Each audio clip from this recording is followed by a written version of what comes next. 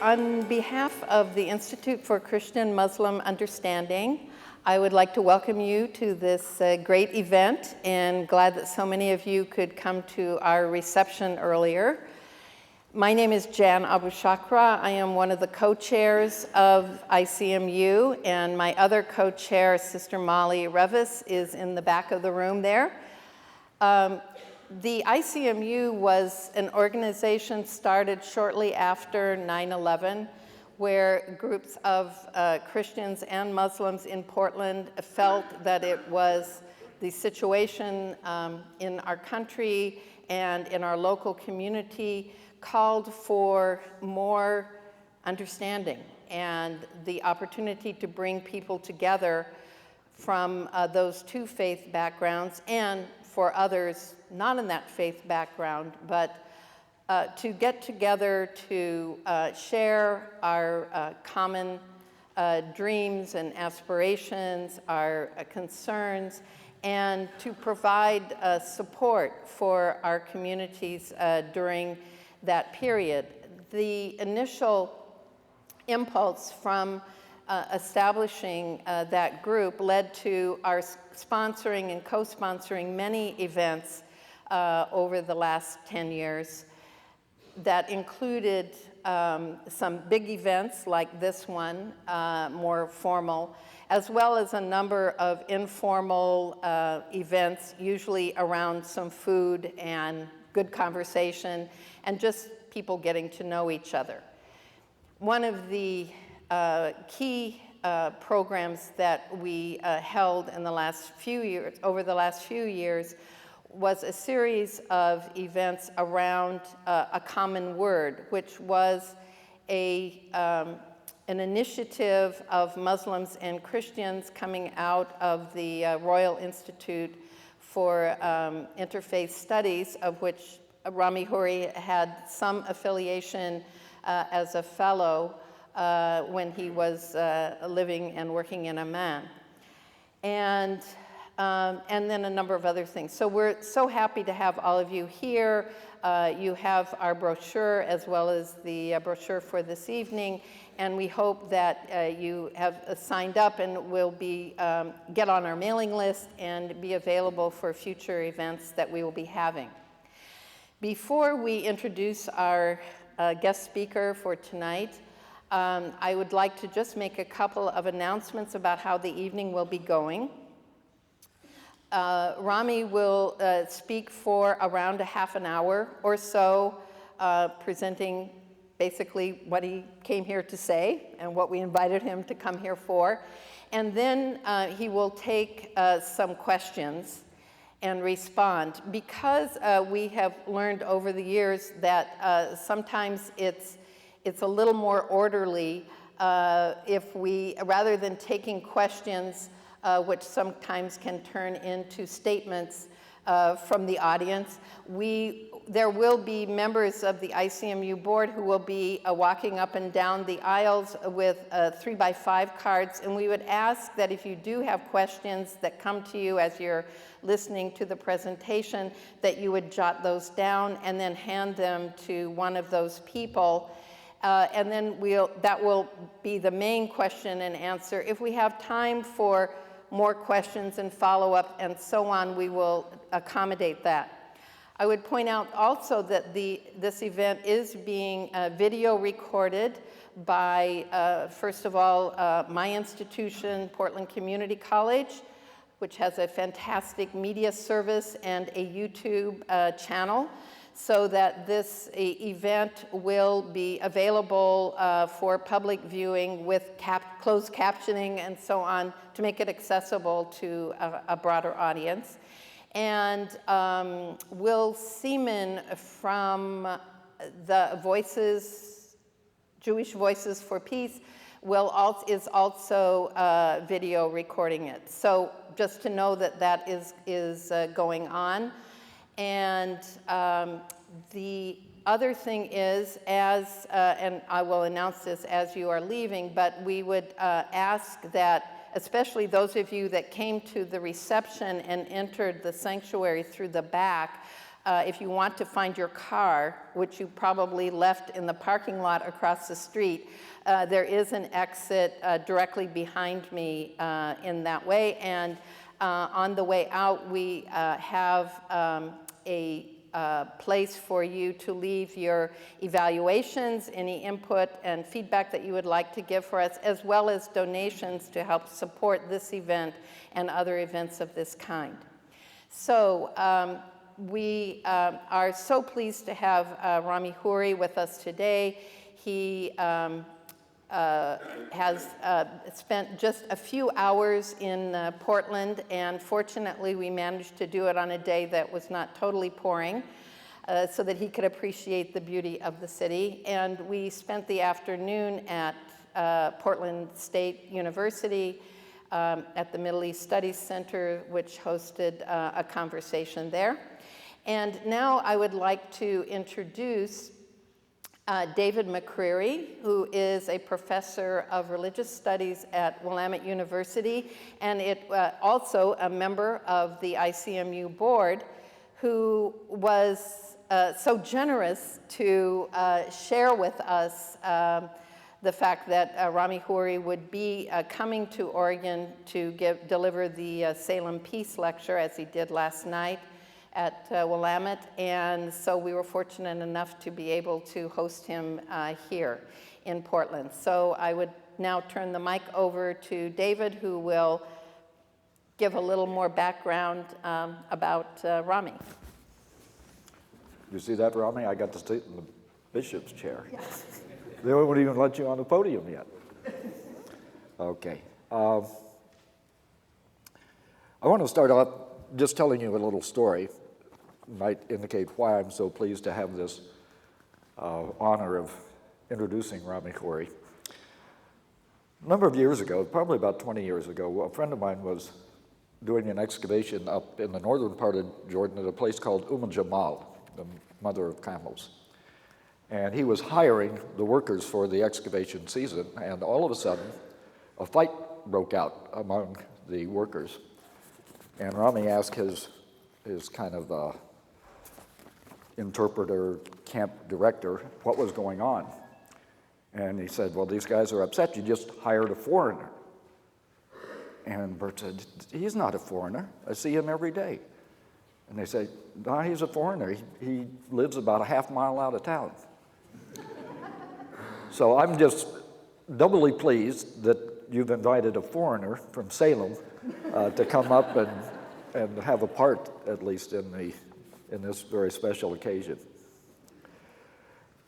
In a lot of ways, and I think for most of you, Rami Khouri probably doesn't really need an introduction.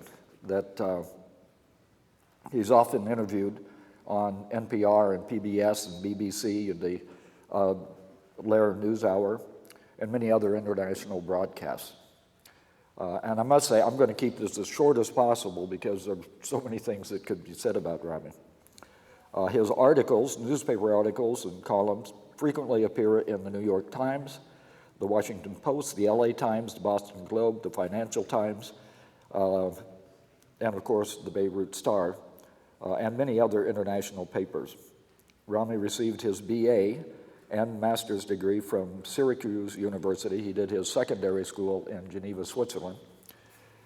He served as a senior research fellow and instructor at Harvard, Stanford, Syracuse, Northeastern University, and AUB, among a number of others. It'd take a while to list them all.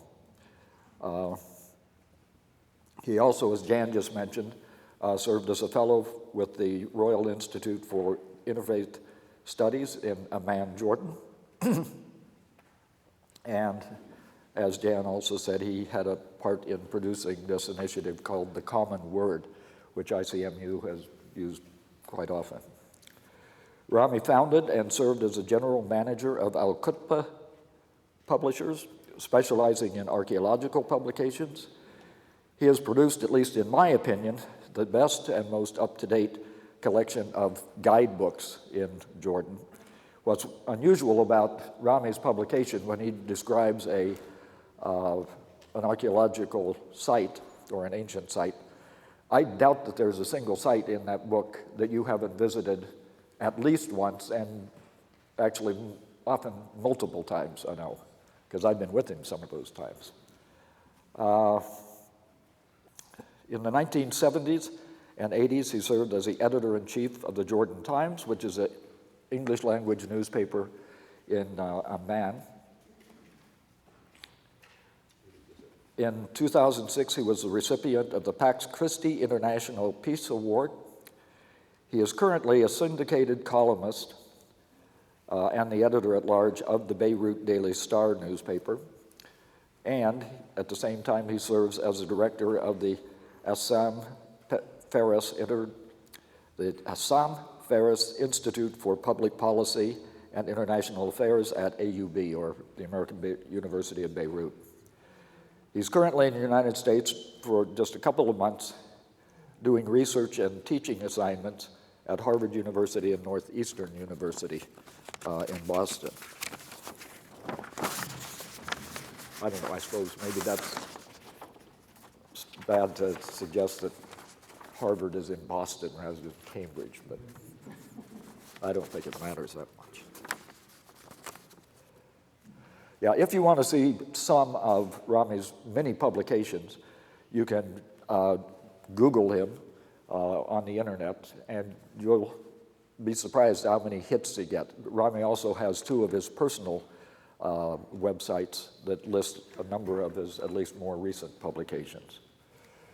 There are two outstanding achievements that usually don't appear on Rami's resume, but I think that they're very important because they illustrate both his humanity and his community involvement.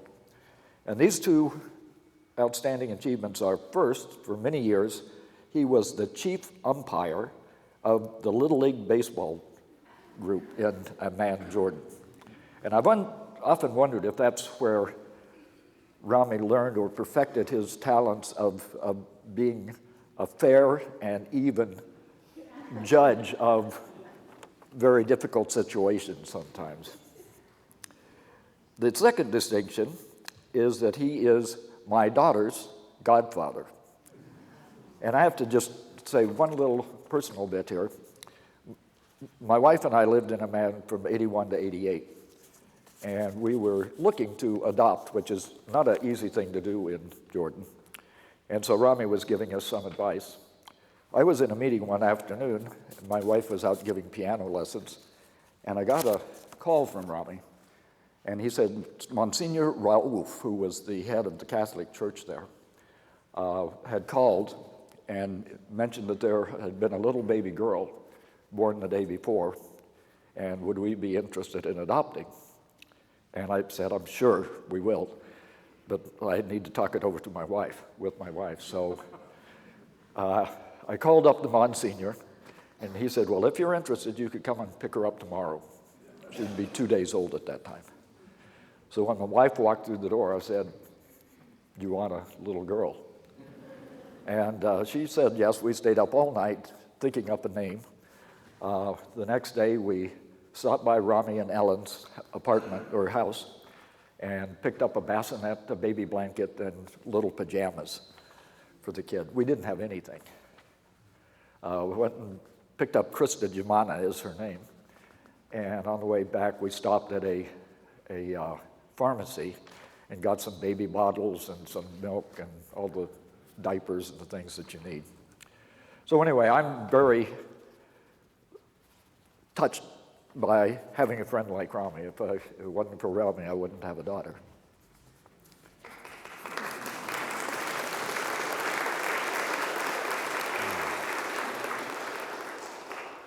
Okay, I'm almost done.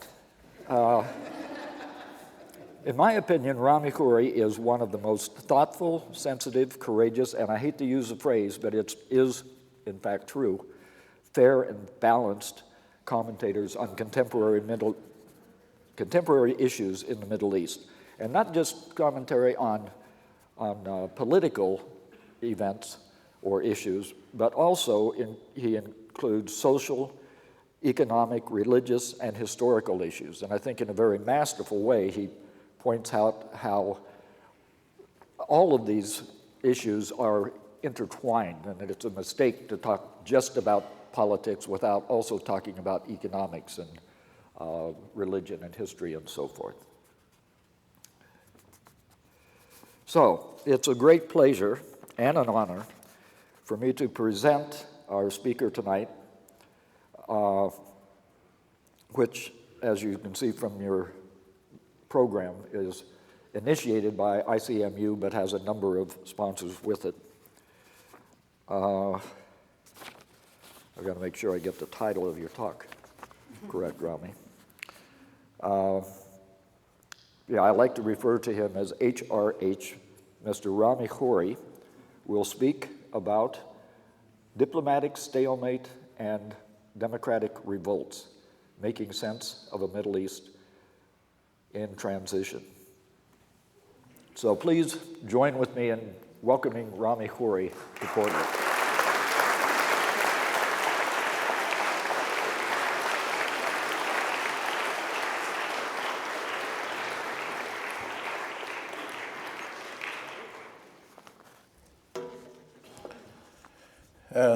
Thank you very much, David.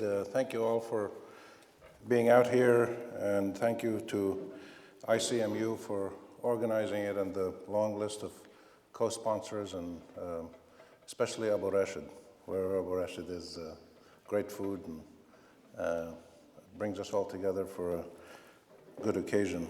And I want to thank the Presbyterian Church for letting us use this setting, and to acknowledge the extraordinary moral courage and honesty of the Presbyterian Church in addressing the issue of sanctions and divestment, and the moral and theological basis for pursuing justice in a practical way in the Palestinian issue. I think the Presbyterian Church is a leader in this in the entire world, and I just want to acknowledge that and thank them for that.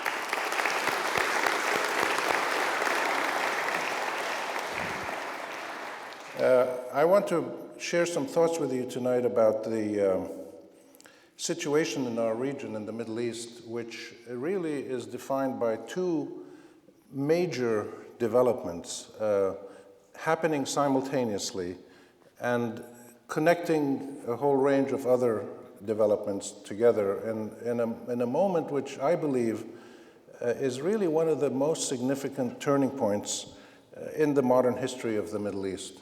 Since the creation of the modern Middle East by the British and the French, and carving it up and creating all these countries around World War I and beyond, we've had some historic moments, the period around World War I and the end of the Ottoman Empire, the birth of the creation of the Arab countries, the Arab-Israeli conflict, 47-48, the creation of Israel, the 67 war, the oil boom. We've had 3 or 4 major moments that were quite historic in many ways, but I think this is the most historic one, and it's hard sometimes to acknowledge or to recognize when you're passing through such a moment, but I think one of the jobs of people like me who write journalistically and put their words out there in the public is perhaps to suggest that one of the things we should do is step back from the day-to-day headlines and just step back a bit and look broadly around the region and say what's going on here. And I think what's going on here is that we are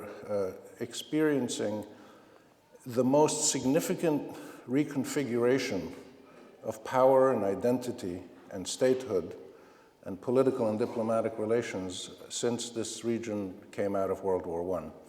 And I'll explain that with a little bit more detail, but I think if you look at the two major developments, the Arab-Israeli conflict on the one hand and its repercussions, and the Arab awakening, the Arab citizen revolt, the Arab Spring, the Arab intifadas, revolutions, all the different words that people use to express what's going on, where millions and millions of Arabs in different countries are agitating in different ways for their fundamental freedoms, for the reconfiguration of autocratic political systems into democratic ones, for their basic human rights, and for their fundamental humanity as human beings, to live as citizens in their own countries. This is happening in different countries at the same time, motivated by a range of different reasons, and eliciting a range of different reactions from the different Arab governments. 3 regimes have been changed and overthrown.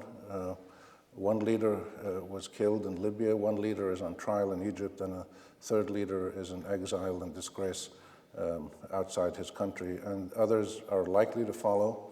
The process has been difficult for many people. Many people have died. Many have been injured and imprisoned, and this is the price that any country pays or any people pay for their quest for a decent life, citizenhood, and their basic humanity and human rights. But the magnitude of this transformation that's going on is so huge that it's sometimes difficult to see it and understand immediately what this means. But I think if we see all these things together, we get a little bit better idea of exactly the nature of the moment that we're passing through. And then that should give us some clues or some hints or suggestions about what we can do, what we should do, how should we react to this as individual human beings, as people who are politically active in civic society and different forms of political activism, and what countries should do. What should the US do? What should the Europeans, what should the Arab countries themselves, Israel, anybody else who's interested in this issue, what should they be doing about it? Because I think the critical challenge to us is not just to appreciate and acknowledge what's going on, but to take it to the next step of saying, well, how can we take advantage of this dynamism that's suddenly there and move towards a situation where all of us contribute to a process of change that will bring us all the goals that we want to achieve, which is statehood, dignity, end of refugeehood for the Palestinians, democracy throughout the Arab world, peace throughout the region for all the countries of the region, good relations among the Arabs and the other people in the region, Turks, Israelis, Iranians, anybody else in the region, to have good relations based on equal rights and ending of the refugeehood of the Palestinians and their exile and disenfranchisement, and good relations with the US and Europe and everybody else, and perhaps an idealistic world, but a world that certainly is within reach. And we should aim very high, but to reach that point, we need to actually figure out, well, what can we do to get there? Then we should not be bystanders and observers of this process. We should be active participants in it and shapers of it. And let me just mention to you the top 10 issues, and I'll go through them very quickly. I'll speak for a total for about half an hour, so we'll have more time for discussion.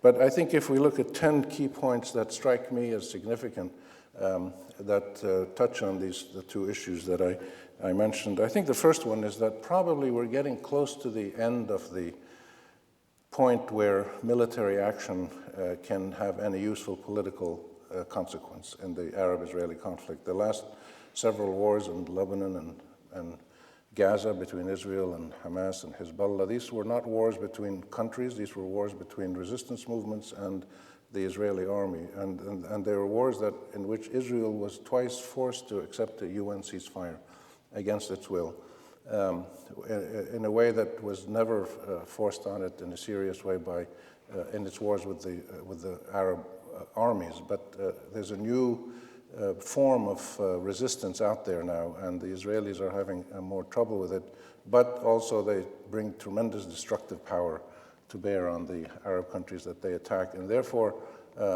we have reached a point, I believe, where there is not much more utility for either side in engaging in massive armed conflict, but only in mass destruction for both people. And I think there's a realization on both sides that we may be approaching that point. And the prisoner exchange that happened a few days ago between Israel and Hamas was perhaps one small sign of that. The second point I'd like to make is that there are many serious signs that the United States, by its own bias and in many cases incompetence, has almost fully marginalized itself as a diplomatic actor in the Middle East. It's a very strange situation to have the United States, which is without doubt the strongest country in the world, militarily, economically, technologically, in almost any way. It's the strongest country in the world, but it's the weakest country in the Middle East. It has very little impact, very little influence, Most people in the Middle East neither fear nor admire, neither fear nor respect the United States in terms of its political positions. They respect American culture, they respect American values, technology. They want to come here, they want to study here, do business. They want to enjoy the democracy and freedoms that the United States offers. But in the political realm, the United States is a marginalized, weak, almost impotent actor, due largely to the consequences of its own policies. And this has huge implications because what's happening in parallel with that is that other countries are starting to play a bigger role in the region. The third, which I'll get to in a minute, the third major thing is this Arab citizen revolt, this series of rolling revolutions. The revolution is the word that the people use themselves who are involved in these uprisings. I asked the people in Tunisia and Libya and Syria and Egypt, what do you call yourselves? What are you doing? What is it you're involved in? And without exception, they say, we're doing a thawra, we're doing a revolution, and we're thuwar, we're revolutionaries. It's the word they use to describe themselves. The consequence of these revolutions or uprisings is to create new configurations of power and new mechanisms of governance on the basis of the constitutional and citizenship rights of every man and woman in the Arab countries that are doing this. This is an unprecedented process. And if you break it down into component parts, you can see several new things that are happening in this process, which will have enormous consequences across the region in the years ahead. And I would mention just a few of them. You're seeing the birth of citizens in Arab countries, real citizens who have rights and who are empowered as citizens to actually get things done, to challenge their government, to make proposals, to get engaged in making public decisions and to be part of public life. Citizens are now being born in the Arab countries in a way that never happened before. And you're getting, because you have citizens and groups of people who work together to try to change things and get things done and demand things from their government, you're seeing the birth of politics, which has never happened before. Groups of citizens who engage each other, engage the government, engage the military in a give and take, and work together either in confrontation, peaceful political confrontation, or in consultation to come up with new policies. The birth of politics, there's an election in Tunisia this Saturday, there's an election in Egypt next week. We're seeing very important signs of the birth of politics, and perhaps the single most important one, I would say, is that you're starting to see in Egypt, clearly, and Tunis and other places it'll come, the military forces, the army, the police, the mukhabarat, the intelligence agencies, all the different security agencies, and there's many of them in the Arab world, forced to give and take with the citizens in the street, in the media, in the political arenas. Citizens are making demands of these military rulers. And in Egypt, the military has ruled for 60 years, since 1952. 60 years they've been there in power. They're still there in power.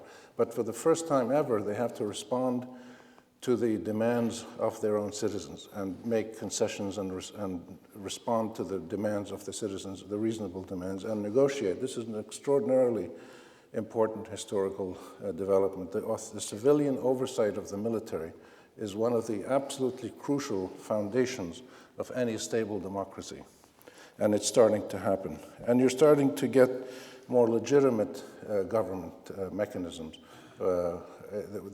We're just in the early stages of the transitions, but with every election, with every constitutional change that happens, you're getting legitimacy in government, which we've rarely had in many Arab countries. And ultimately, we're getting self-determination, citizens collectively as a citizenry who define themselves, define their government system, define their national values, define their policies, self-determined in countries, and the ultimate aim of all this is you end up with true sovereignty. You have countries in the Arab world that can really hold their head up high and say, we are not just independent, we are sovereign. We control our destiny, we make our own decisions, we do what is best for our people. We have real authority to act as independent, dignified countries that have real sovereignty. Arab sovereignty, like the Arab citizen, has never really existed in a serious way in the modern Arab world, but I believe it will be the ultimate goal and ultimate gain of this process of democratic transformation. And the two key elements that we have to keep in mind across the board in every Arab country where there is a process of resistance and rebellion and demonstrations, and whether it's peaceful or whether there's a violent response by the government and there's fighting, whatever it is, the two key things that are happening across the region in every country are people are demanding that social justice be the foundation of the new social contract between the leaders and the led, that a foundation of social justice in the economic development, political affairs, social affairs, diplomatic issues, foreign policy, technological transfer, education, labor relations, whatever it is, social justice has to be the bedrock of the reformulated Arab world. And the second thing that goes along with that is that constitutional reform must be the mechanism that guarantees the rights of citizens and guarantees implementation mechanisms and accountability mechanisms to make sure that the citizens actually enjoy those rights rather than just have them on paper, which is the case now. So social justice and constitutional reforms are two critical elements that you see all across the region, and I believe this, as this process unfolds, and it'll go on for some years, that we will have some historic new developments taking place in our region.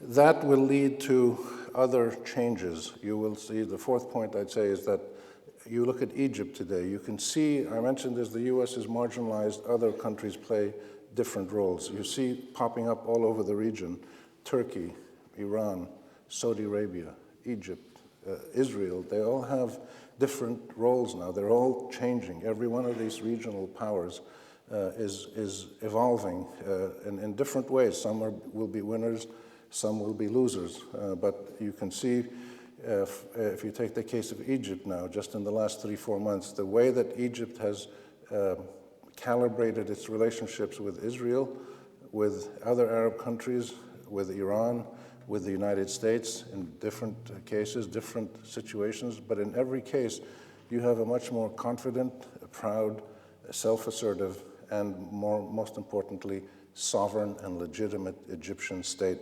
representing its people and trying to engage with other countries in a more rational and a more productive way, defined by what the Egyptian people and the Egyptian leadership feel is in their best interest. So they've opened up a little bit, relieved the siege of Gaza. They've gone back to mediating a Fatah-Hamas reconciliation. They just helped finalize the prisoner exchange with Israel and Hamas, and they're restoring normal ties with the Iranians, and they're being very careful with allowing the United States to overwhelm them with too much aid and too many orders. So this is an historic development, and you're going to see this happening across the region, I believe, in other places, when you get sovereign Arab countries that reassess their relationships and how they're behaving. And as you get Arab countries that are more democratic and more sovereign, the foreign policy of the government will reflect the sentiments of the people more accurately. And this can only be a good thing in the long run. And then you have number 5, I would say, is the important changing roles of Iran and Turkey and Saudi Arabia. In different ways, these countries are changing their behavior in the region. Saudi Arabia is becoming much more self-assertive. We may like or not like what it's doing in Bahrain. I personally don't like it very much, but the fact is that Saudi Arabia is behaving as a normal country and not as just a proxy of the United States or the Europeans or somebody else. And just as Egypt is no longer acting like a proxy of Israeli or American officials, they're acting on the basis of what they believe is in their best interest. Saudis are becoming much more dynamic.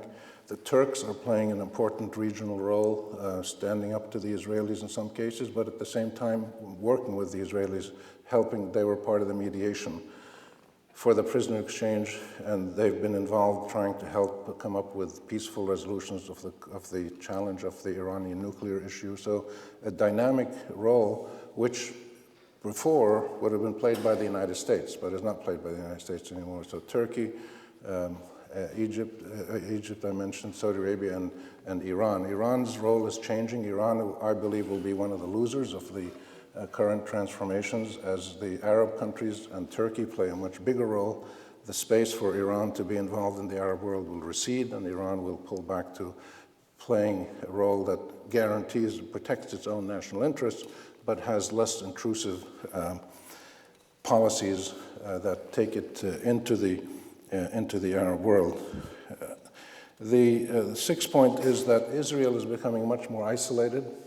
And as we saw at the UN recently, Israel and the United States are becoming isolated in a corner together diplomatically, and it's not a comfortable position for either of them, and it will force them in due course to reassess whether this is actually in their long-term best interest or not. But the isolation of Israel is a very striking new development, and not just because of what happened at the UN, but this was happening before. If you look at Israel over the last 30 years ago, Israel had very close relations at one point with Turkey and Iran under the Shah, and they had signed the peace agreement with Egypt. It had very close security relations with Iran, Turkey, and Egypt 30 years ago. Today, it has very tense relations with Iran and Turkey and Egypt. Popular opinion with the government of Egypt, there's still a good security relationship because the government of Egypt wants to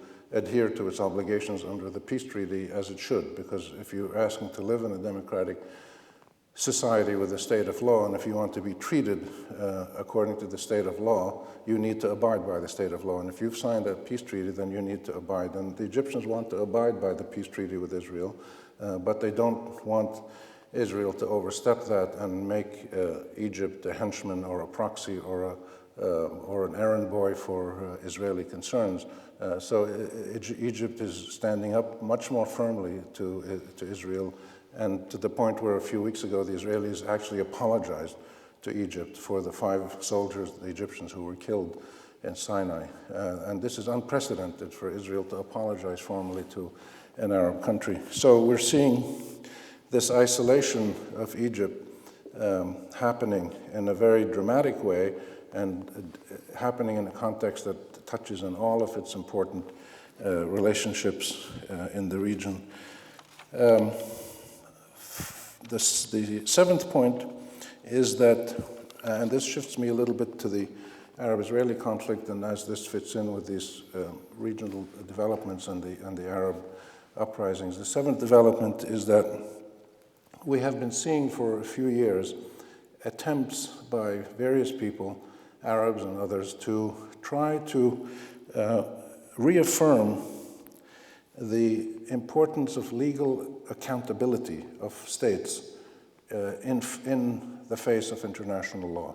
In other words, if leaderships or countries or governments or armies commit crimes or are accused of committing crimes, that they need to be held accountable through some mechanism that is seen to be internationally legitimate. You have the International Criminal Court, you have the UN Security Council, you have special tribunals that are set up, like in Yugoslavia and Liberia and Lebanon. There's many different mechanisms that people have used, but this question of legal accountability for states is the seventh important point that is starting to shape some of the activities in the Middle East.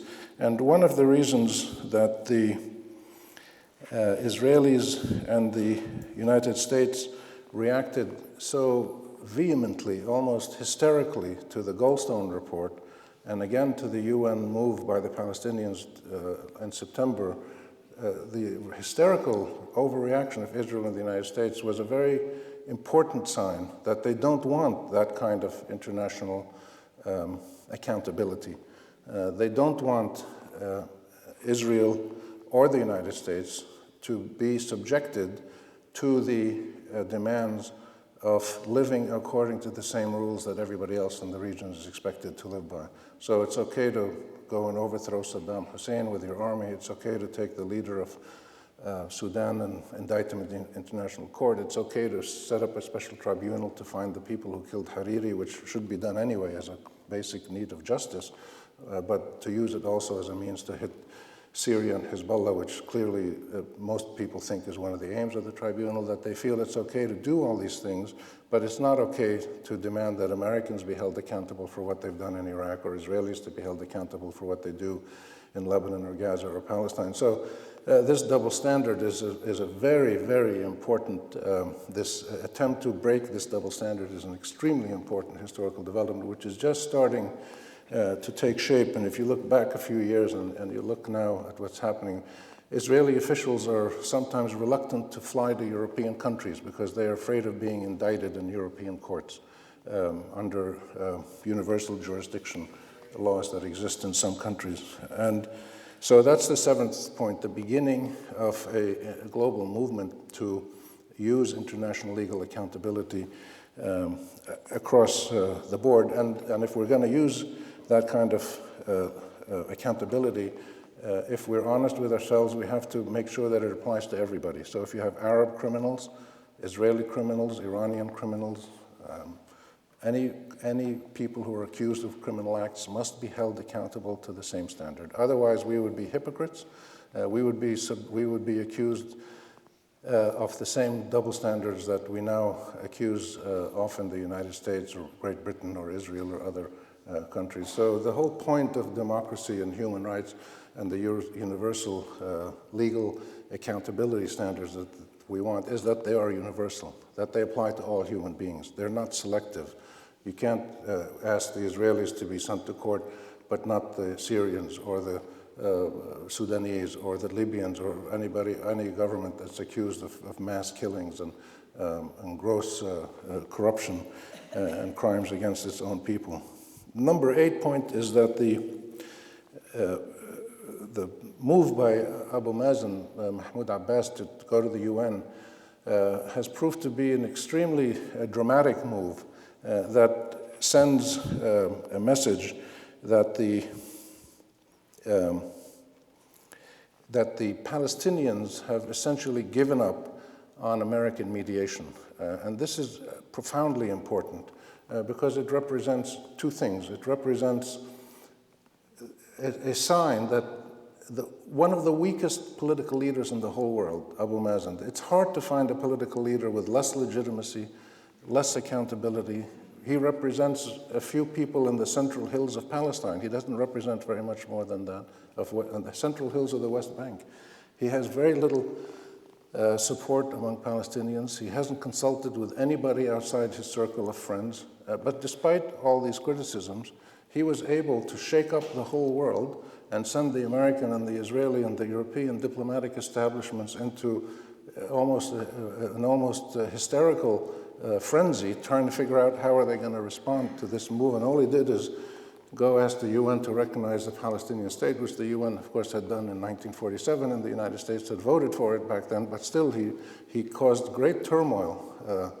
And that's one sign, I think, of why this is important, that even a weak political actor like Abu Mazen actually has power, can actually get things done, that you're not powerless. You're never powerless if the instrument of your assertion is justice and the rule of law in a context where justice and the rule of law actually count, which is the councils of the United Nations. And the second important message he sent is that the Palestinians, along with many other people in the region, no longer accept the United States as the sole mediator of this conflict. They've had 20 years to work on this. They've done virtually nothing. They've achieved no breakthroughs, and that route is finished. The ninth point is that the move to the UN represents an important new stage, building on the last 2 points I mentioned, of actually trying to find a new context of international legitimacy, of political activism and of credible diplomacy, a new context in which the Palestinian issue can be put in front of the world for a peaceful resolution. And a peaceful resolution, as Abu Mazen and others say, that allows for an Israeli state in the 67 borders, a Palestinian state, and ending the refugeehood of the Palestinians through the principles of UN resolutions in a negotiated way with the Israelis, which is the basis of the Arab peace plan. So that move to move into a new international context of conflict adjudication is extremely important, I feel, and it is linked to the trend now, which is growing, to look at Israel as the new South Africa, to look at Israel as the country that is applying apartheid-like principles in the occupied territories, and in some cases against Palestinians who still live within 48 Israel, who are discriminated against, but mainly in the occupied territories, with systems of power that are in some cases worse than what apartheid South Africa did. And this is where the importance of the boycott and divestment and sanctions movement comes in. And this is something that scares the daylights out of the Israelis, because they not only do they not want to be held accountable to international legal principles in the criminal court of the UN or other places, they certainly don't want to be seen as the new South Africa. And that gets me to the 10th point, which is the 10th point in this enormous regional reconfiguration that's taking place, which is we're also starting to see the birth of Palestinian civic activism at the community level across the region. We saw it twice in May and June, on Nakba Day and another day in June when you had the Palestinians across the region on the borders of Israel marching peacefully, symbolically to the border, and one or two of them even crossed into across the border into 1948 Palestine, Israel today.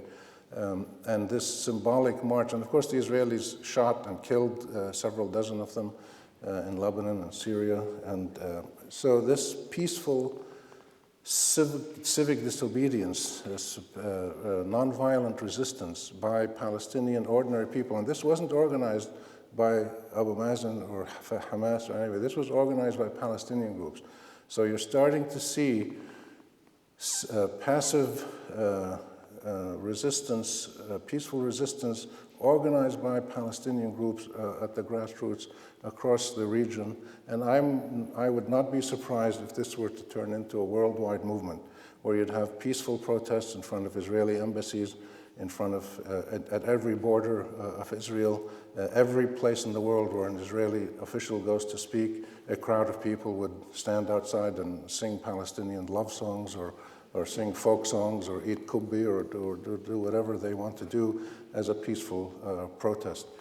And the convergence between the Arab-Israeli conflict now in terms of where we are in movement towards trying to find a resolution that is effective and in the context of international legality and legitimacy, convergence of that with this extraordinary mass protest that is erupting across the Arab world by ordinary citizens is that in both cases people are asking A, for their rights as human beings, B, for their rights as citizens, and C, to live in a situation where they can enjoy the fruits of a system of social justice where power is subjected to ethical norms and principles of equality and fairness and justice for all within the context of the law, whether the law is UN resolutions or international refugee law or domestic law, whatever it is. The combination of human rights and legal contexts to allow societies to function efficiently and fairly and decently is the common driving force, not only across the Arab world now, but you see it in the various occupations in Wall Street and Salem and Portland and all these little tent encampments you see, and they've now spread all over the world, including into Israel. itself. And I think we have to be very proud, and for the first time, I think in my life, I feel this pride that people all over the United States who are involved in these uprisings, or when they did it in Madrid or in other places, and even in Tel Aviv, they were holding up signs saying that we want to be like Tahrir Square. That for the first time in my adult life, the Arab world is a model for civic disobedience and civic activism in quest of human rights and democratic values and social justice and the rule of law. And this is something that we should be extremely proud of and salute the people of Tunis and Tunisia and Egypt and Libya for what they've done. I think this is a moment that will go down in history like Rosa Parks was in 1953 in Montgomery, Alabama, when she refused to move off the seat in her bus and she wanted to stand up for her rights as a human being, or Lech Walesa in Poland when he started a strike by electricians and refused to give in to the dehumanization of the Soviet system, and 10 years later the whole Soviet empire was toppled, or Steve Biko or Nelson Mandela in South Africa who challenged apartheid and overthrew it peacefully. And all these different movements were individual human beings. And in our case, we have Khalid Said in Egypt and Mohamed Bouazizi in Tunisia who stood up and made an act of defiance, and they both ended up dying for what they did.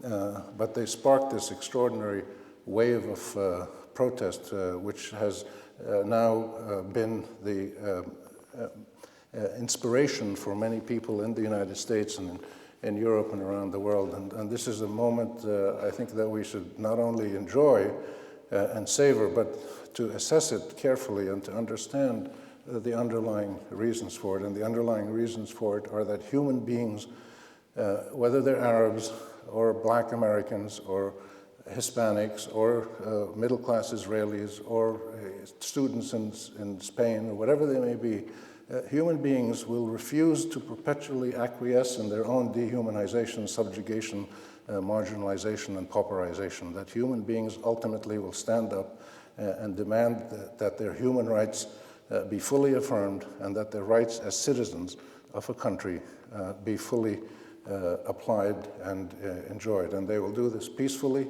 and they will keep doing it until they achieve their aim. So we have now this amazing linkage between the sentiments and the actions of many ordinary Arabs and the sentiments of people in other parts of the world.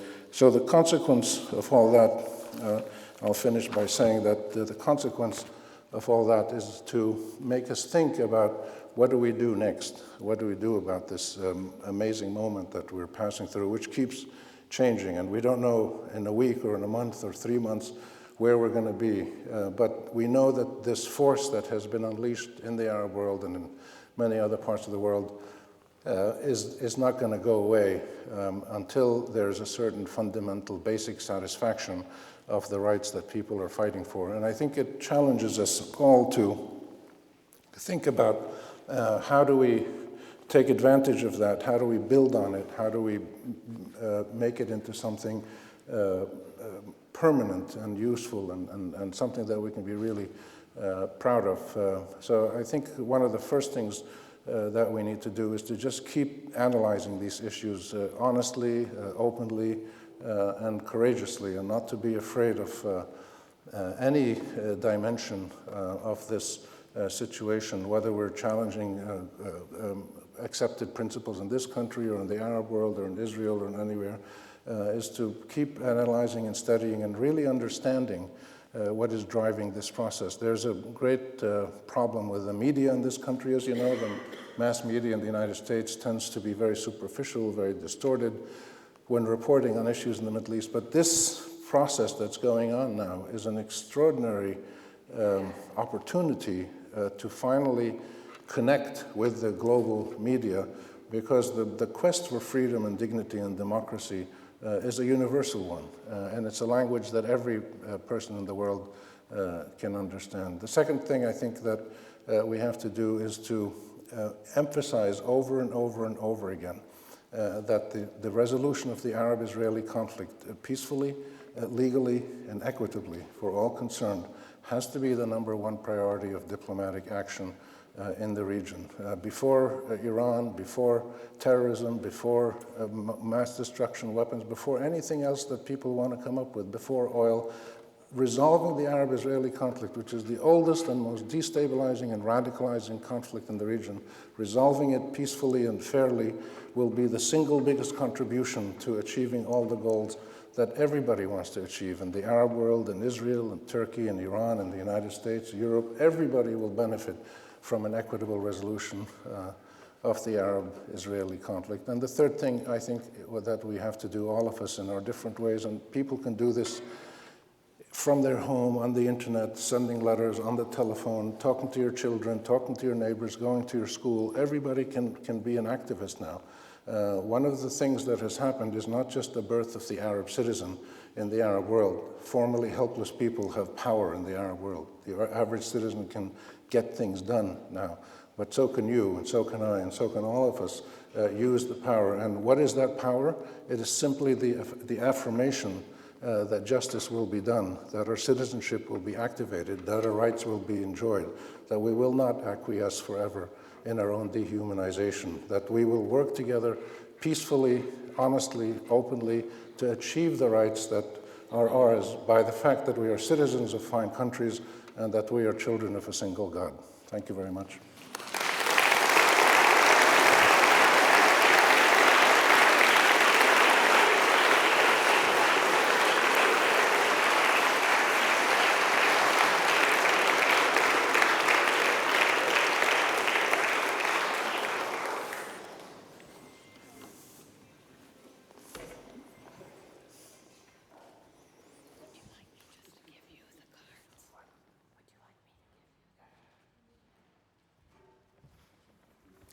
Okay, so we have people going around. If you have any questions, make sure that you give those to someone. And Rami will be answering as many as he can, one right after the other. So you can start with those. And great. Okay, your view on the possibility of Islamist parties coming to power in either Tunisia, Egypt, or Libya. What impact would it have on the democratic process in these countries and in their future relations with the West and Israel? I think Islamist parties, broadly speaking, and we're talking of Muslim Brothers and the mainstream parties, we're not talking of Qaeda and the terrorist groups, but the mainstream Islamist parties across the region, if they play by the democratic rules, which I believe they all agree to play by now, and you see this in Nahda in Tunisia on Saturday, and their participation in the election, the Muslim Brothers in Egypt, you'll see this, you're seeing it all over the region. I think we have to treat them like any other political party. And I think we have to recognize that as they get into these elections that are actually fair and real elections, two things will happen. A, they will be subjected to incredibly wide real competition from other political groupings in a way that they've never experienced before. Before it was just, Zain al-Abidin bin Ali versus Ghannouchi in Tunis, the Muslim Brothers versus Hosni Mubarak. There was no real competition. And in a context that was controlled completely by these autocratic dictatorial regimes.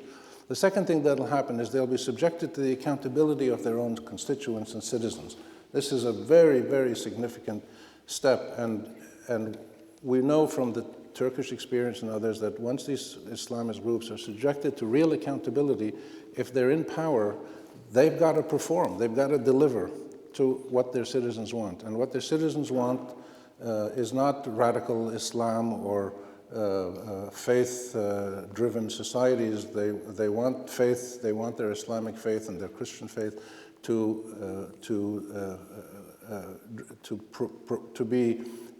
permeate how people behave, that the principles of their Islamic faith and their Christian faith, but in this case Islamist parties, they want those principles to help color how society functions, but they don't want religious people running their societies. We know this from polling and from a lot of other evidence. So I'm not worried at all about Islamist parties, because they'll be subjected to real competition and real accountability, and they will very quickly do, if they succeed, then they will probably follow the same course as the Justice and Development Party in Turkey, which increasingly became pragmatic and more efficient at delivering what their constituents want. And Turkey today is a very impressive model of not only a good democracy, but a thriving economy, which is increasingly secular. But if you go to a presidential cocktail party in Turkey, you drink Pepsi-Cola and orange juice. You don't drink alcohol. And that's, in my view, that's a perfectly fair trade-off. If that's what the society wants,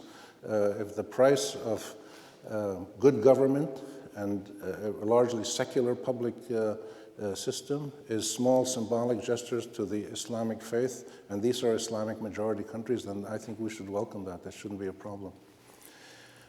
What are a few key resources for understanding the post-World War I history of the Middle East? Well, there's a lot of good books and websites around, and the first thing, if anybody wants to understand the post-World War I history, is you have to understand the World War I history, which was the creation of the modern Middle East. And there's a book by a fellow called David Fromkin, F-R-O-M-K-I-N, David Fromkin, called The Peace to End All Peace. It's an extraordinary book about what happened between 1914 and 1920, and the British duplicity and the French duplicity in creating the Sykes-Picot and then this carving up the Middle East. That book is the single most useful background reading to understand all the troubles that have happened since then. Given that Israel keeps expanding its settlement in the West Bank, do you think that a Palestinian state is a viable option, and what the Palestinians should do in case your answer is negative? I think it's still possible to have a two-state solution. It's more difficult every year with the settlements, but you can build a settlement and you can vacate a settlement. And the Israelis have twice vacated settlements in the Sinai when the peace with Egypt, and then when they got out of Gaza. Those were not as strategically important for them, perhaps, or emotionally or religiously important for some of the religious zealots in Israel. But I believe that the settlements, the major settlement blocks that are near the border will be incorporated into Israel in return for land of equal value. So I think that's already pretty much agreed. And a lot of the settlements inside the West Bank will have to be vacated, unless part of the peace agreement is that Israelis can live in under Palestinian sovereignty with the permission of the Palestinians. They get a residence permit and they're allowed to live there, but they don't own that. They don't live there as predators, as colonial settlers. They live there as guests in a foreign country. Like I live in Lebanon as a guest. I get a work permit and a residence permit from the Lebanese authorities, and I own my house and I can live there as a good resident, but I didn't take any land away from any Lebanese. That's possible that there might be some agreements on some settlements in return for equal rights for Palestinians to go and live in Israel if they want. So it's more and more difficult to get a two-state solution because of the nature of the way that the extreme right-wing parties have a stranglehold on the Israeli coalition government. So that's a problem within Israel. The one-state solution that many people talk about is an ideal option, I think, to have one state with Christians, Muslims, and Jews, Arabs, and Israelis, but I don't think it's realistic in the short run. We should keep pushing for it as a long-term goal, but it's not at all possible in the short run simply because the Israelis will never accept it. They want a state that has a majority of Jews, which is what they have now. But what the Israelis want doesn't mean that's what's going to happen. This is what they want. They're strong now and they can keep this situation. But the situation, as I explained, is they're increasingly isolated. They're increasingly turned into an apartheid, isolated pariah regime in the world. And the more pressure that's built on them, the more difficulty they'll have. So the Israelis will change their position. They have changed some positions. They've just negotiated a deal with Hamas, which they've always said they don't want to do, but they've done it. They've negotiated several ceasefires with Hamas. So I wouldn't be surprised if we start seeing some changes within Israel in terms of how to deal with the Palestinians. And if we get a reconstituted Hamas-Fatah national unity government with other Palestinians involved and the refugees having a say, I think this would provide a very important platform for renegotiations with Israel on a different platform with much more legitimacy among the Palestinians. U.S. Congress is starting to cut humanitarian development aid to Palestine to punish them for their UN statehood bid. Will this further weaken the U.S. position? Will Arab and other countries help the Palestinians with this funding? My guess is the U.S. will not cut off large-scale funding. I think they will make symbolic actions. They have to do something to appease the pro-Israeli forces in Congress, which are very big. But I think they will realize that this is really an emotional overreaction. I think that the effort that is being made now behind the scenes in the UN and Europe, around the world, to try to find a formula at the UN that would be possibly satisfactory for everybody may lead to a situation where the Palestinians get from the UN what they want in return for certain measures that would not have the U.S. cut off all its aid. But if the U.S. were to cut off all its aid, then so be it. The United States is not the guardian of the Middle East, and this would be the final nail in the coffin of U.S. credibility and influence in the Middle East. This would be a catastrophe for the U.S. I think they will realize this. The few sober heads in Washington would realize that this is really not good for the United States. And I think my guess is that they will reassess this very carefully and try to come up with some compromise face-saving measures. But if the U.S. were to cut off all its aid, and if it were to leave UNESCO as it's threatened to do, I think the world would say, goodbye, Allah ma'akum. If you want to go, go.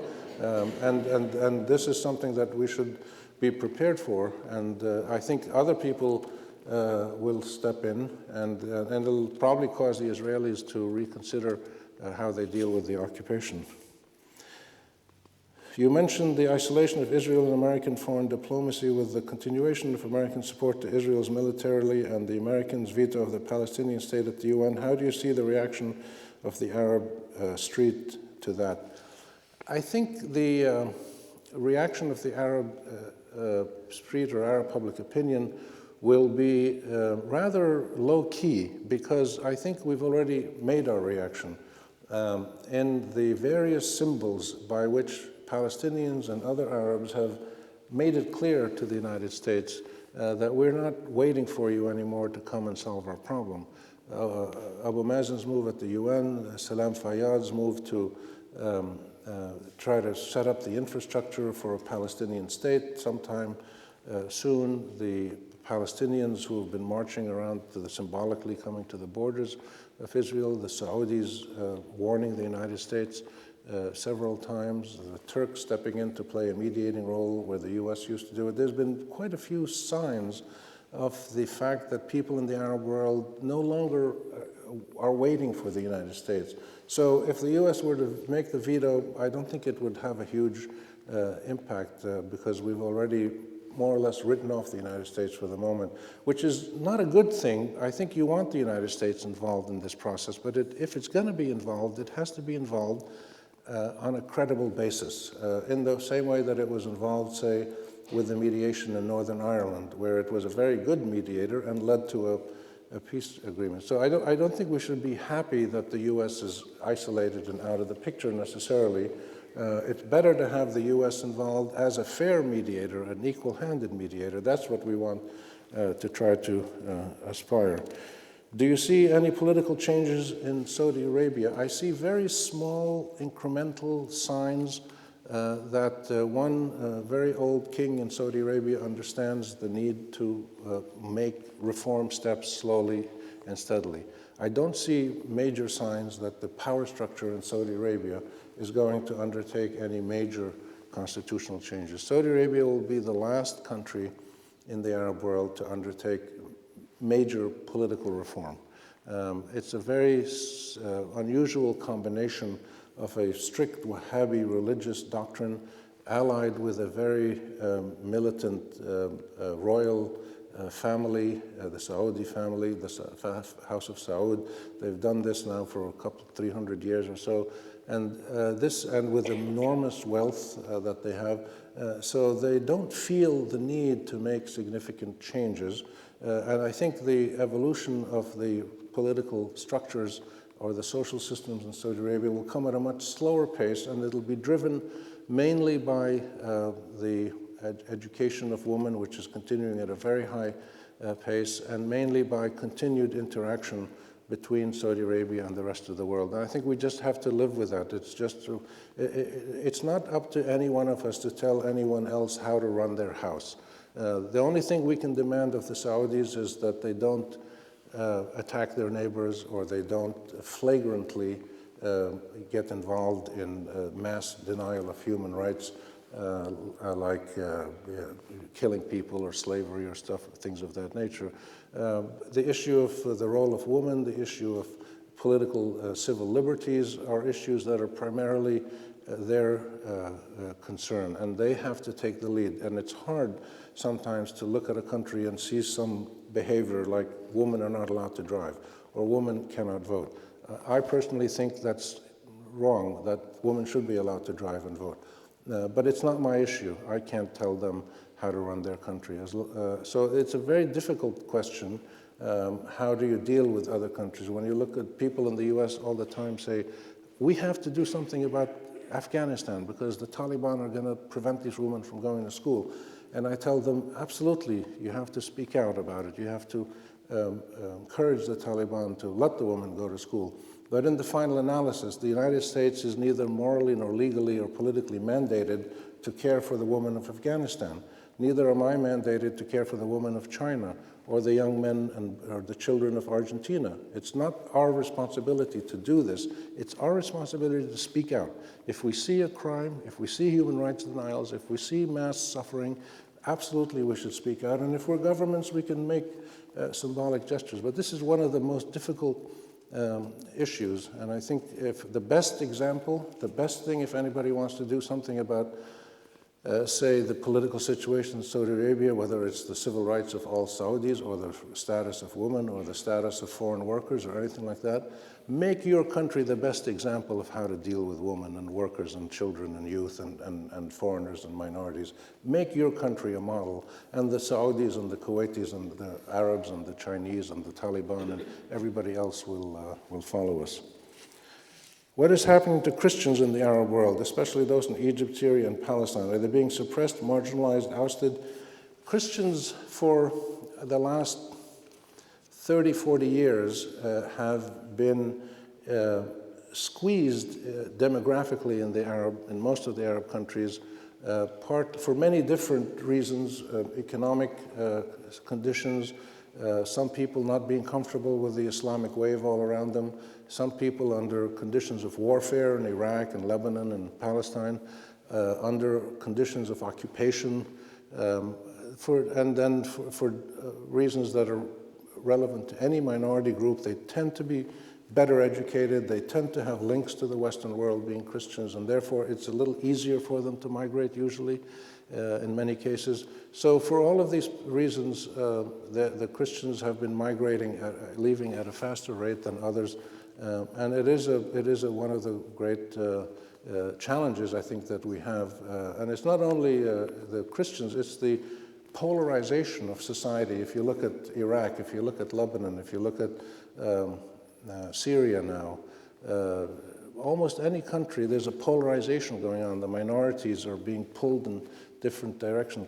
Societies that were very mixed are now less mixed, and you have Shiites and Sunnis and Kurds and Armenians and Druze and Maronites and Greek Orthodox, and everybody now talks about the Middle East as all these minority groups, and I never remember I never heard of Sunnis and Shiites until 20 years ago. I mean, I heard of them, but I never heard of them as political antagonists and people who were doing ethnic cleansing and bombing each other's mosques and the religious tensions that crop up in Egypt now and then. These are modern political phenomena.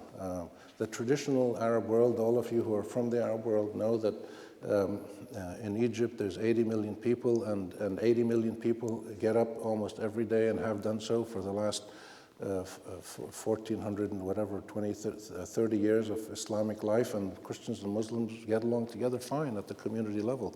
Once in a while there's a political stress and they fight and people fight, but it's not just the Christians and the Muslims who are fighting, it's the Muslims and the government and the people and the police and the mukhabarat and everybody's fighting. And so I don't think we should isolate the problem of Christians more than is necessary, but it is a dramatic point, and the antidote to the dwindling number of Christians in the Middle East and the Arab world is a more democratic, a more prosperous, more stable Arab world. And I can assure you, if that happens, then the Christians would leave and other minorities would leave at a slower pace, and then many would start coming back. How is the Kingdom of Jordan addressing the democratic yearning of its people? Well, like everything else Jordan does, it does it moderately and slowly and with a nice smile and with ahlan wa sahlan. And it's a wonderful country with a very low-intensity political system that changes very, very slowly. I think it's strange with the uprisings going on all over the Arab world. If you look at Jordan, Kuwait, Morocco, Saudi Arabia, Qatar, UAE, Oman, the monarchies have the least stresses, the least uprising. There were some demonstrations in Jordan, there was a few little ones in Oman, and some other things in Kuwait which are related to corruption and stuff. But the monarchies have a peculiar blend of accountability and legitimacy, which is, I say peculiar because it's a little bit unusual. The monarchies tend, because they're monarchies, they tend to be more sensitive to the need to actually deliver services to their people.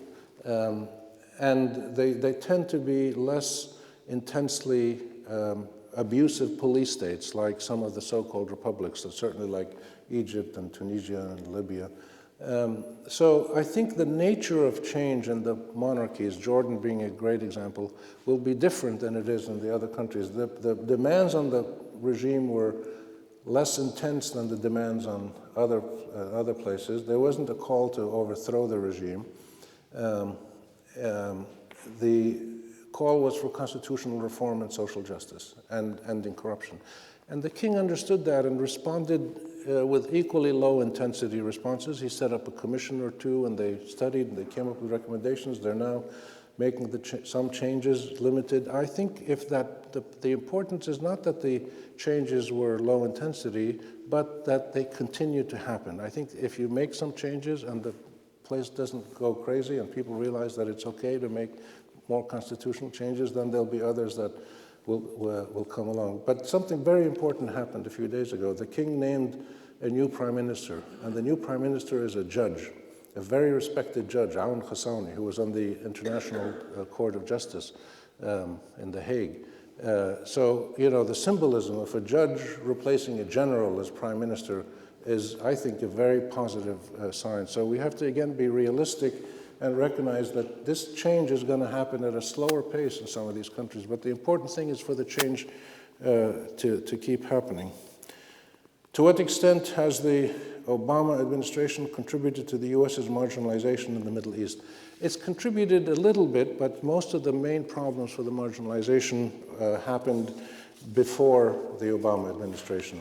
But I think the Obama administration just kind of confirmed a trend that was already there. The dramatic way in which Obama came out at the beginning of his administration to open up to Iran, to try to resolve the Arab-Israeli conflict, and to hug every Muslim that he could find and, you know, within a 2-mile radius of him, and to reach out to the Muslim world was quite dramatic, I thought. It was very moving in a way. But most of it failed. Most of it was either he gave up on it or he failed. So I give him an A for intent and a D- for achievement. He just wasn't able to actually achieve the good things he talked about, whether that's because he was subjected to pressures in Washington, pro-Israeli pressures or anti-Arab, anti-Muslim pressures that he couldn't overcome, or he just had incompetent people working with him. They were amateurs in foreign affairs. I don't know the real answer, but I think he just contributed to the marginalization that had already happened over the last 30 years or so. Could the Iranian model revolution be in the process of being copied? Revolution taken over by religion? I don't think so. No, I don't think the Iranian revolution, if you're talking about the revolution that overthrew the Shah, I don't see that at all as a model. The Iranian revolution in 1979, I think certainly was an inspiration at one level for pushing the Islamic movements that developed in the 80s and the 90s. And the Islamic Revolution came at a moment when the Muslim Brothers and other groups were already spreading throughout the Arab world. So the Islamicization of Iran and the Islamicization of Arab politics and protest politics happened together at the same time. The Islamic Revolution in Iran has taken a turn, I think, that has reduced its legitimacy and its attraction. I went to Iran last year, and I know it a bit, and I followed it very closely. I've never heard anybody in the Arab world tell me they want a political system like the Iranian one. Nobody. But a lot of people admire Iran for challenging Israel and standing up to the US and demanding its nuclear rights. So people admire the defiance of Iran, but they don't want to copy its democratic system. This is like an endless, bottomless pit. It's amazing. In your view, what are the characteristics of the Middle East in the short term, given the change that the region is subjected to? I think in the short term, we should expect a turbulent period, progress forward, and some regression, good news and bad news. Countries in the Arab world have lived for 50, 60 years under non-democratic regimes with pretty bad economic management, tensions that have brewed and brewed and brewed this is the third generation of people who are growing up in the Middle East without being free, without being able to express their identity, without being able to participate politically in society, to hold power accountable. And that cumulative resentment that has built up in 3 generations takes time to dissipate. It doesn't just disappear overnight. The second thing that I think you should keep in mind is that democratic transformations take a long time. They don't happen quickly. The Soviet Union and the Soviet Empire was overthrown 22 years ago. And if you look around the Soviet Empire, the former Soviet countries, some of them are good democracies, some of them are medium, okay democracies, and some of them are still police states, corrupt police states. So they've evolved in a way that has progress and some regression. And in this country, the great fountainhead of democratic and republican ideals for the world, when this democracy started in the 1770s, the democracy was for white men who owned land and who owned slaves, and nobody else had any rights in this country. Nobody existed in the eyes of the law. And it took you a civil war and 80, 90 years to stop slavery, and then it took you another 50 years to give women the vote, and then it took you another 40 years to give black people the vote. It took you a long time in this country, almost 180 years, to actually give all your citizens equal rights. So these evolutions take a long time. So I think we should expect a bumpy road, but as long as the general progress is forward, then I think we should be pleased with that. How do you suspect the Arab Spring will affect southern Arab states, specifically the UAE and Oman? I think in these small oil-rich countries, the movement for change will be much slower.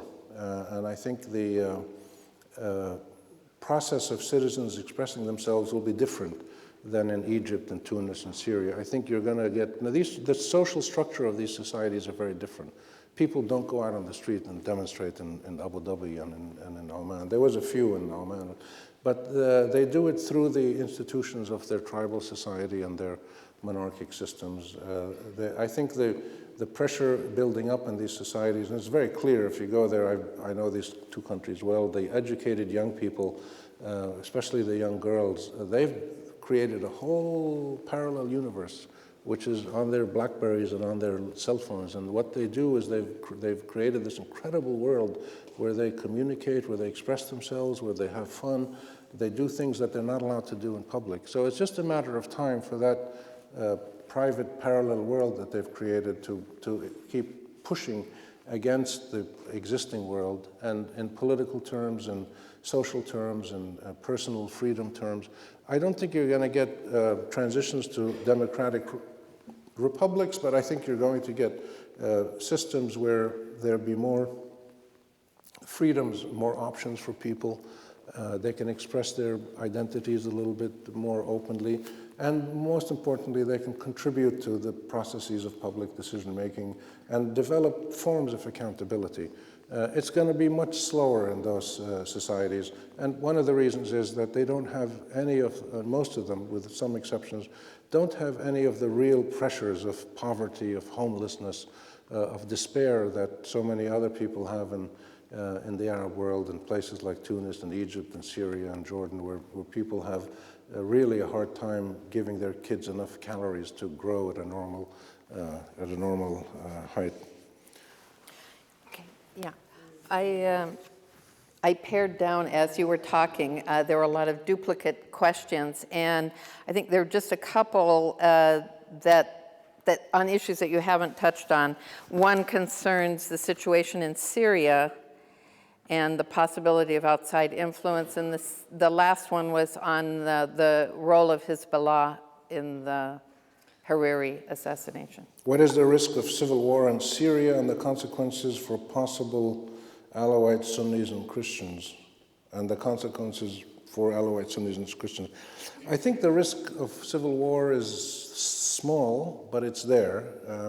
Most Arab countries have real tensions between their different ethnic and sectarian and tribal and national groups because they've never been allowed to develop a normal way to relate to each other in a political system that's open and democratic. And in many of these countries, the regimes and foreigners both have manipulated the minorities and the different groups. So if you look at how the Israelis, for instance, try to deal with Christians in Lebanon, or people deal with the Druze and other people, and in Iraq, how the different external parties deal with different groups. And so there's been an attempt by the regimes in these countries and the external actors who penetrate, who interfere in the Arab countries, to go against the desire of the citizens to have a country in which they're all equal citizens, which is what people are trying to do now.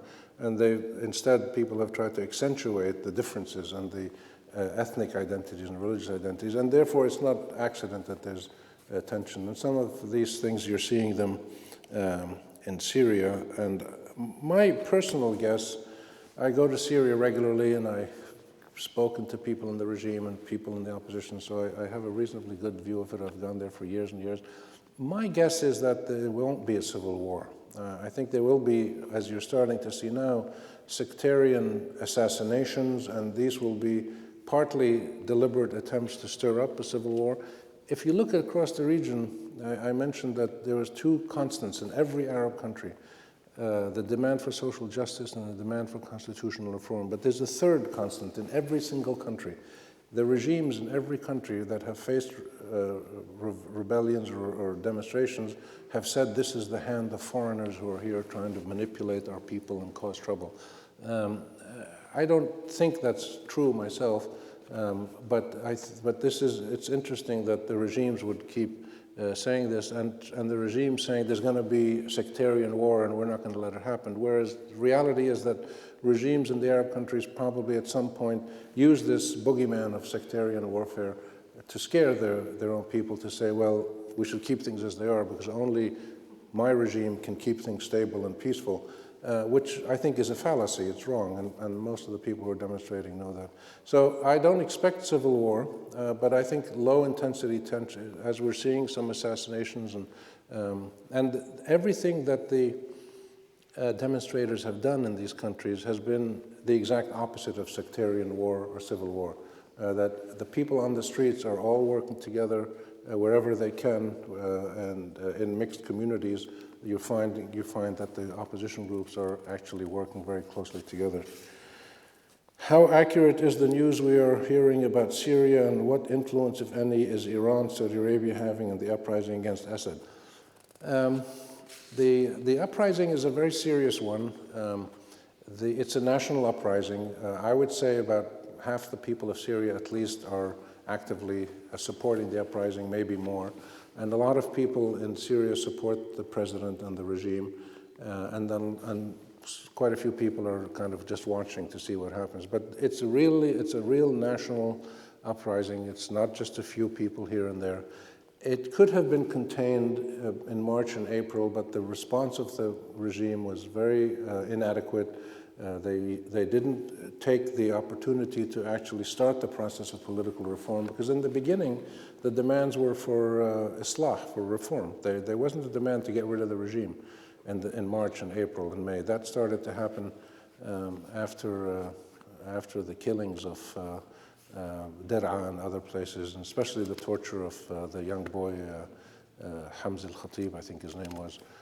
And so by May, it became probably too late to really solve this through a reform process, because there was too much anger, too much blood, and the regime really missed the opportunity. Now, external factors are almost certainly there, because they are in every Arab country. The Iranians and the Saudis are involved in a big regional Cold War. They use their influence, money, arms, stirring up media stuff. And the Iranians are very close supporters of the Syrian government, and the Saudis probably now are supporting people against the Syrian government. We never know with the Saudis because they don't advertise what they're doing, but they pulled their ambassador from Syria. They've spoken against the regime's policies. So I think the situation in Syria is, like the situation in Yemen, is one in which you have a strong government that's determined to use its force to stay in power. You have a strong opposition that's determined to keep demonstrating to challenge the government. They're pretty evenly matched. There's not going to be any significant external intervention. And I think the big next thing to look for in Syria is the opposition groups having started to unify into a single national council, to look for them to come up with new mechanisms to challenge the government. The big weakness in Syria for everybody is the economy. And I think the economy is going to be the Achilles heel. The government has enough money to make it through the next 5-6 months or so, but it's by the late winter, if there isn't a radical change, the government is going to start running out of money. And so the economy is one weakness, and then if any of the basic pillars of the regime start to fall, which I would say are the Alawites, the security services, and the big merchant families of Aleppo and Damascus, if one of those three pillars of the regime cracks and starts to pull away, then the whole edifice will come down. Right now they haven't cracked, and there's a pretty coherent system among the leadership. And there are a lot of Syrians who support the government. Syria is not a handful of thugs with 20 million good guys. There's millions and millions of people who support the government for various reasons. So I think it's going to go on for a while until one of the pillars of the regime either cracks, or if the regime succeeds in finally crushing the opposition, either by killing many of them or making it impossible for them to continue demonstrating day after day after day. We'll see. It's very hard to predict. But the regime, I believe, is in deep trouble because the three key circles of its legitimacy have all been shaken. Its internal support, all the regional powers have spoken out against it. Even the Iranians have spoken out saying that Assad should find some political process of change. And internationally, there's strong pressure. So the internal, the regional, and the global are all three simultaneously pressing on the regime, and it's very difficult to sustain incumbency in that kind of situation. What is your opinion of the role of Hezbollah in the killing of Hariri, and how will this issue develop in Lebanon? I personally can't imagine that Hezbollah as a movement has anything to do with the killing of Hariri. It's just beyond comprehension. We have had an extensive investigation for the last 4.5 years or so, 5 years, by this international tribunal, very, very technologically sophisticated, extremely thorough investigation, checking most of the significantly credible leads. And the evidence has finally been produced, part of it in the indictment, and 4 people were indicted who are people who are members of or associated with Hezbollah. The indictment doesn't name Hezbollah as the accused party. It names these 4 individuals. The evidence is fascinating, intriguing, but not clear if it's compelling in a court of law. It's mostly circumstantial evidence. The indictment has been published. You can all read it on the website. Go to the Special Tribunal for Lebanon and website, and it's there. It's very interesting reading. The court will now hold the trials for these 4 people in absentia, because the Lebanese government, not surprisingly, wasn't able to find these 4 guys to bring them to The Hague, and so the court decided just 3 days ago that it'll hold the trials in absentia. And this is really important, to let the process of law run its course. This is a political process and it's a judicial process at the same time. I support the tribunal. I have no idea who killed Hariri. There's 4 or 5 people who could be named as possible culprits. I don't know. I have no idea who killed him. But it's very important to let this process play itself out. Let's see the evidence in court. Let's see the arguments of the prosecution. Let's hear any defense that is presented. And then I think we can have a better basis to decide. But I don't think Hezbollah was involved in this process. The problem for Hezbollah is that it is caught in a very difficult situation politically because of 2 things. Because of the potential changes in Syria, which will cause it great logistical problems, because Syria is very important for Hezbollah as an ally and a place for movement of supplies and things and training and whatever, and a conduit to Iran, and for many other reasons. And also Hezbollah is facing internally in Lebanon strong criticism. People in Lebanon today openly criticize Hezbollah. They make fun of it. They ridicule it sometimes. And this is unprecedented. 5-10 years ago, Hezbollah was almost worshipped as a great heroic group that liberated the south. And among Shiites, it's widely respected because they picked up this community of Shiites who were 3rd-class citizens in Lebanon in the 50s and 60s, and picked them up and made them strong and respected and powerful and part of the government and widely admired around the whole Middle East. So Hezbollah has great credibility and legitimacy among its own supporters, and for many other Lebanese for liberating the South. People have a lot of respect for Hezbollah. But Hezbollah has the problem that for many Lebanese who are critical of it, all it offers them is perpetual warfare. And they don't want to be in perpetual warfare. They don't want to have their country destroyed every 6 years by Israeli bombardment supported by American politicians and British politicians. They don't want perpetual warfare. And they want to celebrate the resistance and the liberation of the South. So this is Hezbollah's dilemma. How does it make a transition, maintaining its role as a resistance, but also being more deeply integrated into the Lebanese system? It's in the cabinet, it's in the parliament, it's already in the system, but it also insists on staying outside the system with its military capabilities. And it's seen by many Lebanese as a proxy for Iran. They see Hezbollah as a puppet of Iran, which I don't think it is. It's a close ally of Iran, and it's structurally linked to Iran. So there's a great dilemma that Hezbollah has to deal with, and it's not an easy one. And this court case will probably not have huge influence on it, because Hezbollah for the last couple of years has been pretty steadily discrediting the court with various arguments and evidence, which is medium credible. Not all of it is credible, but they've raised enough doubts about the court to have a lot of people now not particularly interested in seeing what the court does. Whatever it does, people don't particularly care. Other people care very much. So I think we have to see what the court does, and then we'll have more evidence, and then it's really now in the court of public opinion, and people will judge the evidence and judge for themselves. So thank you again very much. Thank you for graciously taking all the questions.